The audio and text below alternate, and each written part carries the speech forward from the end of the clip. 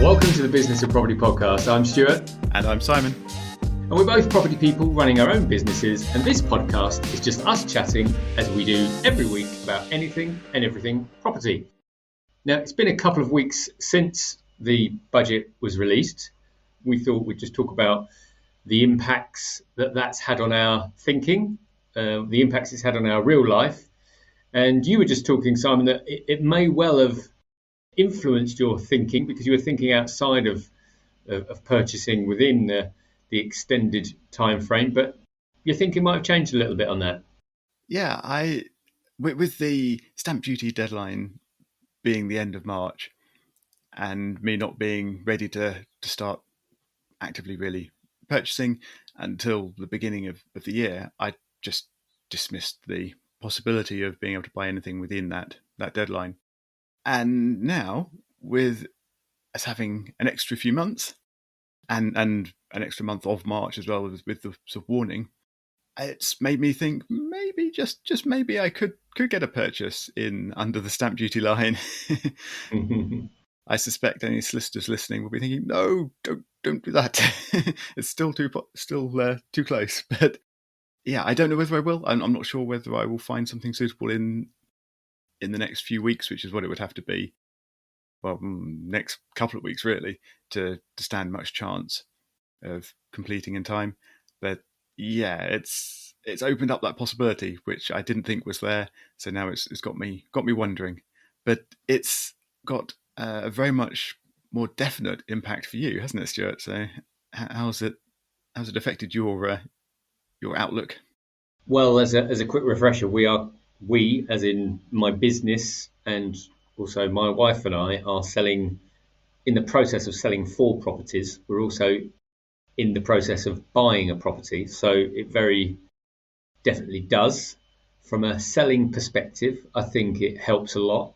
I was speaking with our solicitor only the other day, and he was telling me how ridiculously busy he was, at which point I got a bit embarrassed because he's dealing with all 5 of our conveyancing processes. But I'm not too embarrassed for giving him money, but I believe we're probably a large component of his busyness. But the first thought I had was it helps with the sales because there's a lot less pressure on the March the 31st deadline. And there's a story to tell about the studio flat on that one. But I think it just relieves a bit of the pressure from our buyers' perspectives, which makes me feel a bit more comfortable about the process and hopefully the reducing the likelihood of those sales falling through because people get worried they can't make those savings. But the most interesting thing that happened to me on budget day was, so we are buying a new build house and we had to exchange on that last December. And they always said to us that the build completion wouldn't happen until, it was definitely not going to be April, it might be the end of April, but plan for April to June. And my feeling was that they were always just making sure that there was absolutely no ambiguity in our minds that we could ever make this stamp duty holiday. And so they pushed that through and we accepted it as we had to do. But of course, as you and I spoke about it and there were some rumours, we both started to look at each other and say, well, maybe, just maybe, we might make this extension. And of course I had to really calm my wife, because I just said, look, these things, they're never given until it's black and white and it's there. So let's not get ahead of ourselves. Let's just keep planning the finances. Anyway, to cut a long story quite short about the lead up to the budget, on the day of the budget, we received a letter from the property developer, Charles Church, that said, just so you're aware, the build completion date could be anywhere between June and August. So originally they'd said it was April to June, and now it's been pushed to June to August. And I don't think it's coincidence that letter dropped through the door on the same day that it was announced that the extension would be to the end of June. Oh, ouch.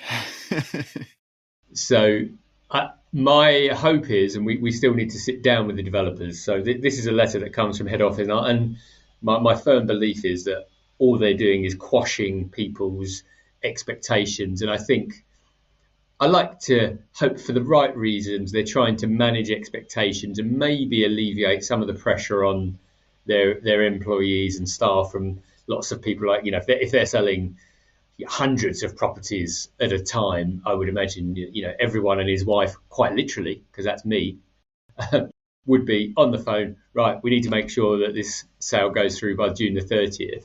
And I think they're just trying to get ahead of the curve. That is my glass half full thought. My glass half empty thought is they are sort of sandbagging, and there's a reason for it. But I can't quite get my head around what benefit they would have by not making the stamp duty holiday.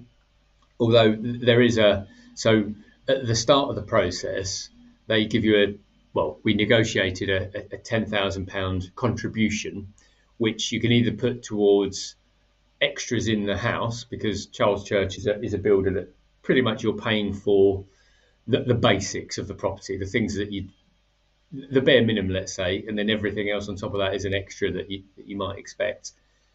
Or they put that £10,000 towards stamp duty. So we decided to take the cold hard cash and reduce because we thought we can control the extras. It's something that's in our gift to control, whereas stamp duty not so much. So my own thought is there any benefit to them to sit outside the stamp duty holiday? But I can't quite get my head around why they would do that. So that was my budget day. Oh, sounds traumatic. I know we're living under stay-at-home orders still at the moment, but have you taken a trip down to the build site? Do you know how far through the estate they are? Have they put foundations for your house yet and things like that? Yeah, so it's quite near us, and I do go to a co-working space once or twice a week. And actually, I ran to it from my house, so I go out running. I believe that's allowed. So I believe so. Yep.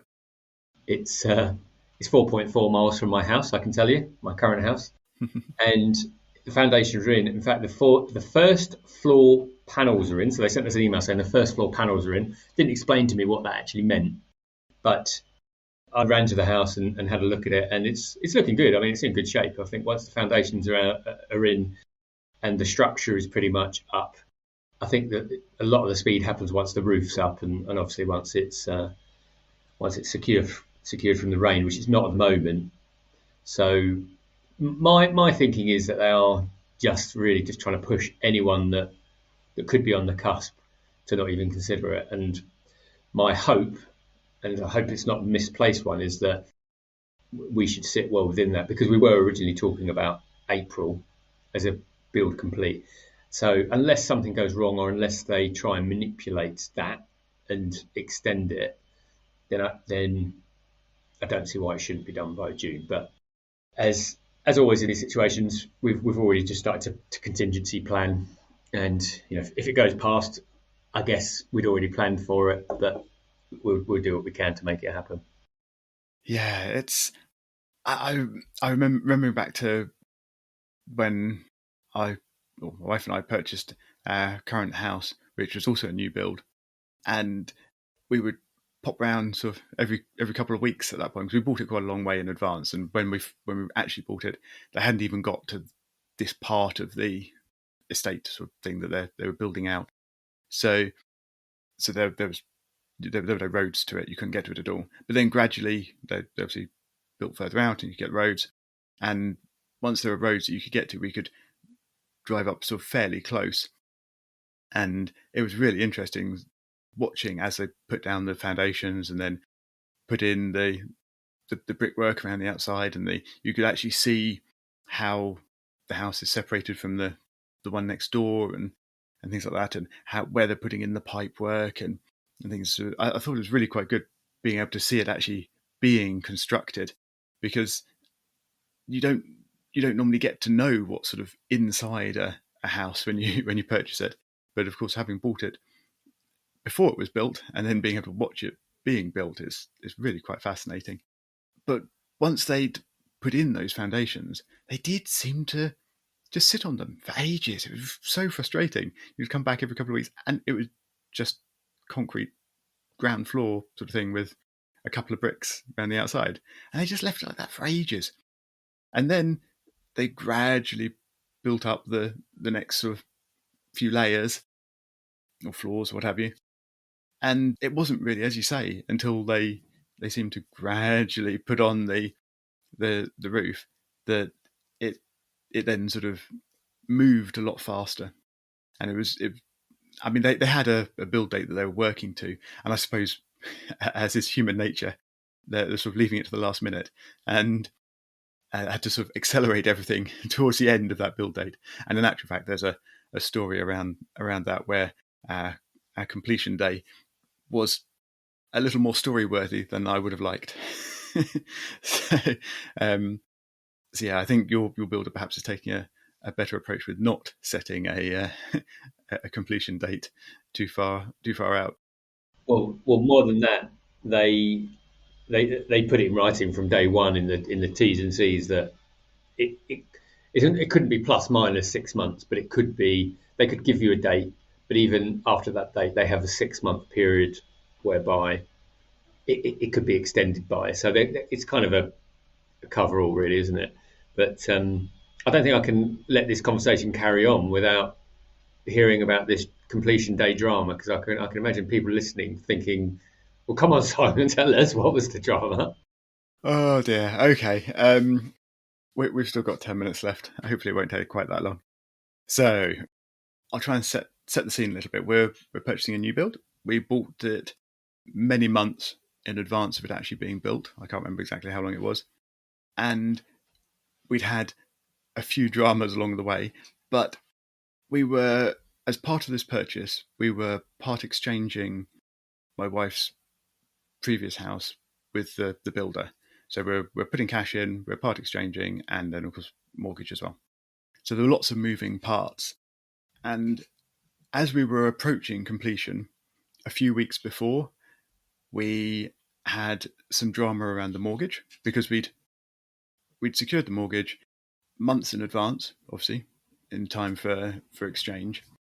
And the mortgage had specifically been arranged with a long validity to the offer, so that it allowed for the build and prior to the completion. However, during this time, the housing market collapsed. This was around 2007, 2008. And between us exchanging and us completing, the housing market collapsed. Our house was no longer actually worth what we were buying it for. And our mortgage company, despite having given us this long period of mortgage offer validity, wrote to us and said, "Very sorry, but you can't have the mortgage anymore." So we had issues along the way.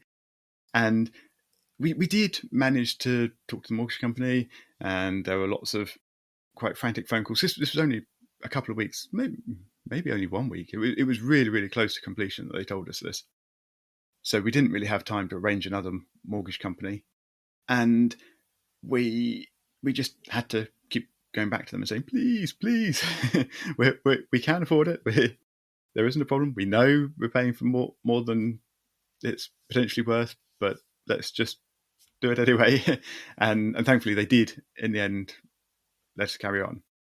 So we thought, right, great, sorted. We can now concentrate on getting everything set up for the move. We booked a van. I don't quite know why we thought this was a good idea. Having both moved house numerous times before, we somehow still thought it was a good idea to move ourselves. We don't anymore. We booked a van. We'd arranged with some friends to take some time off and help us move. And obviously we were taking time off work at the time to move as well. So we were all set with van, friends, etc. In the morning, we loaded up the van, got everything ready, and then we were just waiting for the call from the solicitors to say completion had happened, and we could go and collect the keys from the show house, which was still on site because they were still selling other parts of the development. And this call didn't come. So we were then phoning our solicitor saying, "Oh, what's going on?" And this was now getting into the afternoon, and they were saying, "We don't know." The builder's solicitor just isn't replying, isn't saying anything. And it wasn't until late afternoon, really quite late, sort of 4ish, half 4, something like that, that we eventually got told that we had completed and we could move in. So we went off and got the keys and moved late into the evening. And it turned out that they were still building the house that day. And in fact, they carried on building the house for several weeks after we moved in. The thing that was actually stopping the completion was that they hadn't had sign off on the gas safety, the actual gas connection. Without that certificate, they weren't allowed to actually sell us the house. But by no means was that the only problem. They hadn't finished painting. There were many other snags that really, really should have been caught and handled by them way before they gave us any access to the property. So, having moved all of our furniture and belongings or whatever in, we then had to spend the next few weeks moving them around within the house so that the builders could provide painters to come in and finish painting, and other trades to come in and finish fixing things that they just clearly hadn't finished. And the most frustrating part of it all was afterwards, talking to the staff of the builders, it transpired that they didn't really know why anyone was sticking so much to this completion date, because it was a part exchange. They weren't going to be doing anything immediately with the house that we were moving out of. They didn't need it. There was nobody else in a chain to move in.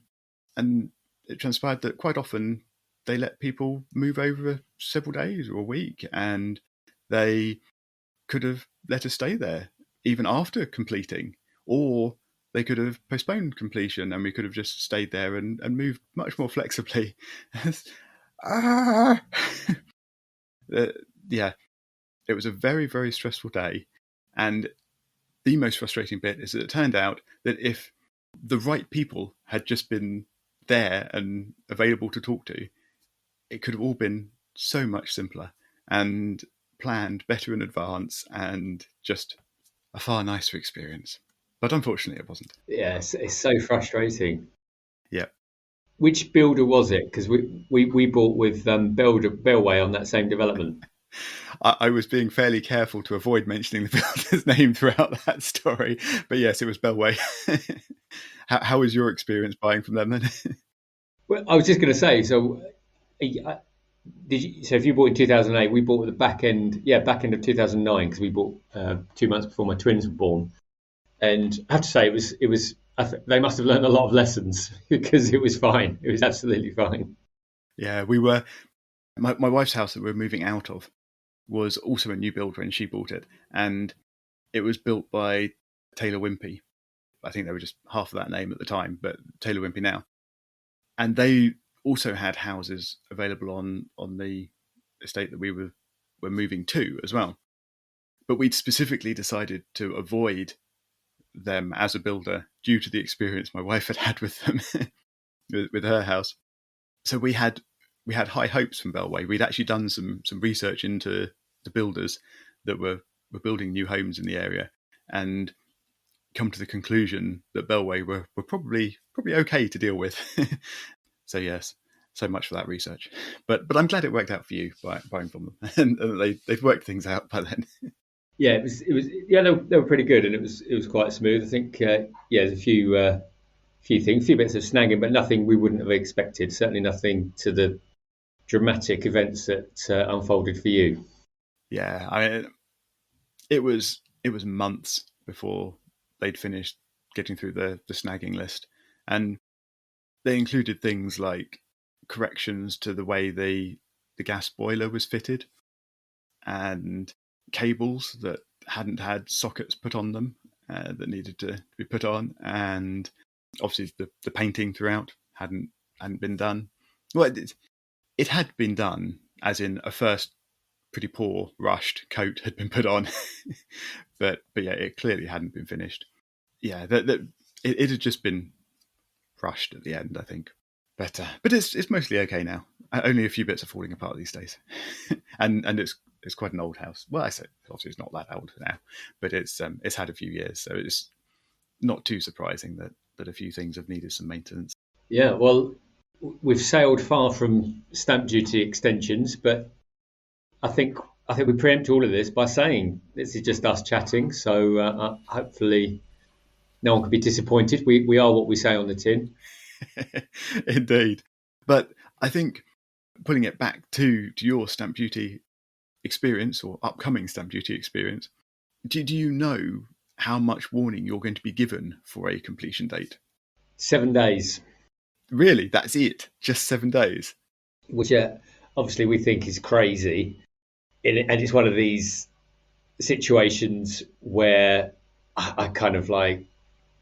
I mean, we talked about it with the people in the office and just said, like, how could we do that? We currently rent, so that's difficult. But my argument was, well, if we owned a property and we were selling a property and we were in a chain, how could 7 days be enough? And unfortunately, it was a bit of a computer says no moment where it's kind of, this is where I think some companies, including particularly property companies, are very much process driven and not customer driven. But they just said, look, this is how it is. But I think although that's the official line, as we've already talked about, two things. Firstly, we'll be visiting the property. We'll have a good idea of where we think it is. And the other element actually that we did mention was that seems to be another little get out for them, which is they say, well, even once the property's finished, until they've done their walk around and then have walked you around the property, and I forget the actual terminology for it, but it's essentially introducing you to the property and taking you through all of the elements. How many there is, I don't know, but they say until then they can't arrange completion. So I think there's going to be a few things that where it will signpost that we're almost there, and I'd like to think that they will give us a call a few weeks in advance to say, look, it's looking likely, but who knows? Indeed, but I think it sounds like they're doing it probably the right way around, as in they're actually planning to finish building the house, and then the 7 days is then to try and keep the period of time between them having finished the house and having it sat there and the point at which they get money for it when it's completed as short as possible. I think that's that. I mean, yeah, it's a very short period of time, and yeah, as you say, hopefully they'll give you some warning signs in advance of that. But yeah, I imagine that's doing it the right way, really, rather than setting up a date a month in advance and then scrambling to not really quite meet it. And the final point for me, and that's the only thing with my optimistic head on, is that ultimately most actions boil down to money. So as regards the stamp duty extension, whether or not there are other things at play, my view is that as a house building company, you're not doing well unless you're taking the money for the properties you're building. So my hope is that there is there's no benefit for them to extend the time of the build, because ultimately, surely the whole idea is cash in the bank, isn't it? Profits. So that's the one that keeps me going. I'm going to stick to it. Yeah, they don't get paid until they complete, so they are going to be wanting to complete at some point, and probably sooner rather than later. Let's hope so. Yes. Anyway. Yeah. Right. We probably had some other things lined up for this episode, but we've probably run out of time as well. So shall we finish this one up and push those other things into next week? Yeah, definitely. And I think if anyone else has some experiences of the stamp duty extension, please drop us a note. Be interested to hear your experiences, and we can talk about them and share those with the wider community, because I think there's surely lots of different things that are going to come out of this. And also, obviously, with the following the June 30th completion, there'll be then the ratcheting down of the first 250,000. So it'd be interesting to see what, if any, impacts that has on people's decisions and how that impacts the market. So please do reach out to us. As always, everything on thebusinessofproperty.com. Our email address will be there. So as we say, drop us a note. And if you're getting value from this and enjoying what we do, please do share it with other people. And at the very least, leave us a rating and review. And we'll see you on the next episode.